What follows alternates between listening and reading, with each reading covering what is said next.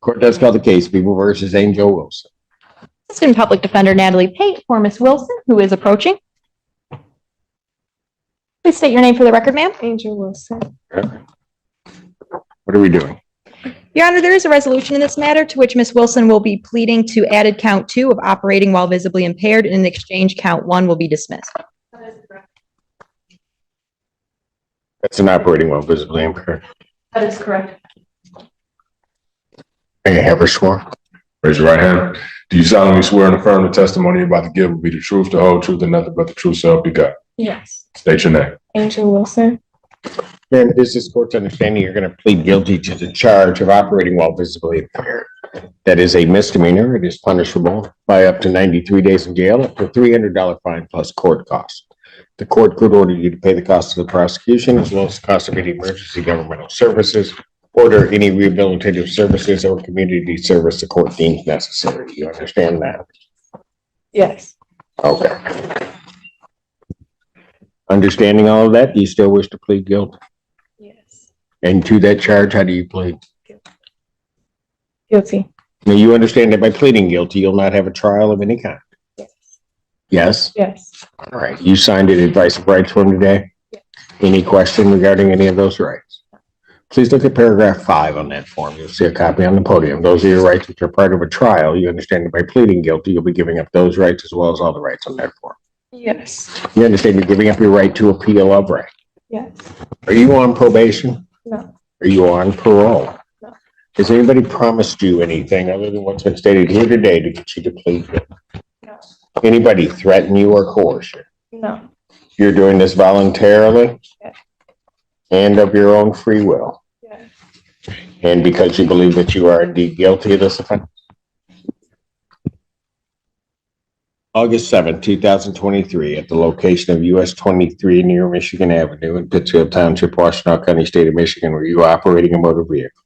Yes. Prior to operating that motor vehicle, you consumed intoxicating liquor. Yes. What did you have and how much? I don't. You don't remember? How much alcohol? Okay, how much? No. What did you have?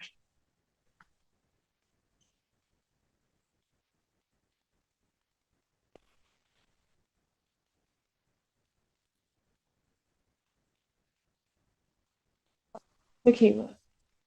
Tequila? Were you stopped by the police or was there an accident? An accident. What happened? The car rolled over. Pardon? The You need car. to speak up, young lady. The car rolled over on the freeway. All right. That didn't spontaneously happen. What did you do? I lost control of the vehicle. And you rolled it. Yes. Did the police and paramedics arrive?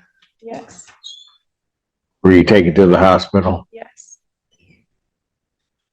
Were you given a blood test? Yes. What were the results? That I don't. Was it 0.84? The defense would stipulate to 0.84, Your Honor. Do you have any reason to dispute those blood test results? Me? No. Yes. No? Go ahead. Do you have any reason to dispute at all those blood test results?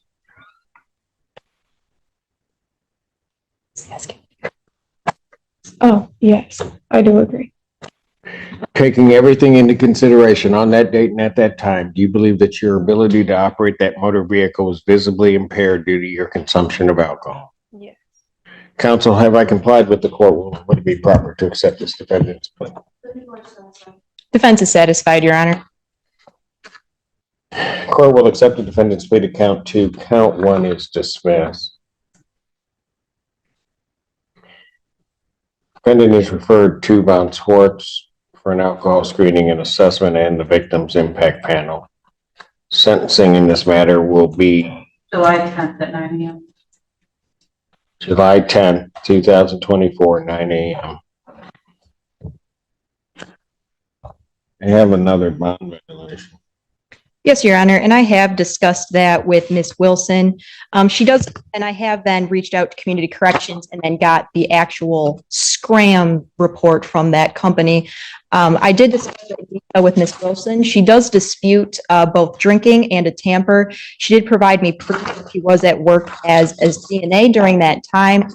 Further, both in the bond violation report I received from Scram, as well as my client confirmed, she received a new Scram tether on May 28th due to it was either a software update or some sort of malfunction. She had 0 violations for the entire month of May. She got a new tether on May 28th. And then on May 31st, there was an alleged tamper that started at, I believe it was 7:10 a.m. in the morning and stopped at 10:29 at night. During that time, my client was at work from 6:54 a.m. to 3 p.m.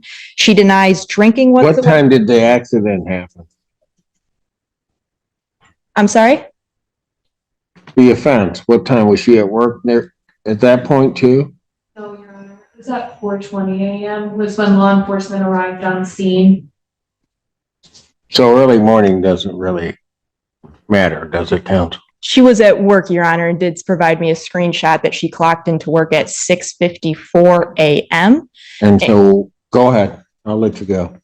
We would be requesting a formal hearing as to the bond violation. If the Okay, court she'll is- get her hearing, but she's gonna be remanded pending that. I mean, I already have had a violation in this case.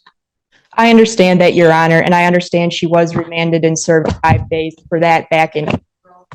She denies alcohol use. Quite frankly, I do believe her, and I believe that this may be a malfunction with Scram. She did receive this new tether just on the 28th, and the 31st is when the alleged tamper occurred, and the alleged tamper ended at 10:39 p.m. at night. She still has the Scram tether on. There has been no further alleged tamper. Further, she has been to urgent care this week due to a medical issue that I won't go into too much detail with. I did provide a copy of the doctor's note that she received from that urgent care to Your Honor. We would respectfully request that if the court is leaning towards taking any action, that we set this for a bond violation hearing and that bond continue in the interim. She did enter a plea in this. That would be fine, counsel, except for the fact that I'm now on my second violation, both involving alcohol. You want me to ignore the fact that the original incident was one where she was drinking, rolled a vehicle. She's lucky to be alive. Then I put her on this. She comes for this charge. She's drinking. She serves her time for drinking. I'm back and I now have another violation. Yes, Your Honor. How, in what responsible world would I let her bond just continue pending a hearing? She denies alcohol use, and we believe it is a tether malfunction, and you're asking for a hearing on the matter. She did enter a plea for this underlying offense and the alleged incident, and she is willing to face penalties for that.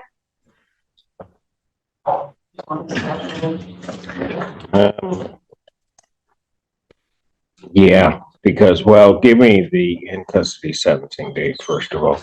Changing her sentencing date, what? June 25th at 9 a.m. Sentencing will be June 25th, 2024 at 9 a.m. We will move that up. Got a time for a bond hearing I can do.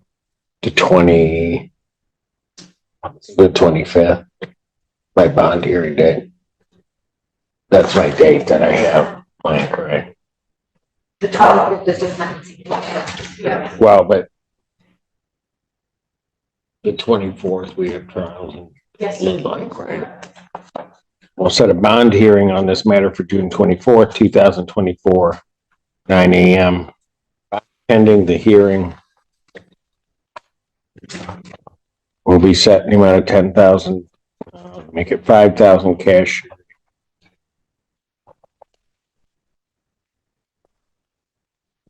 Remanded.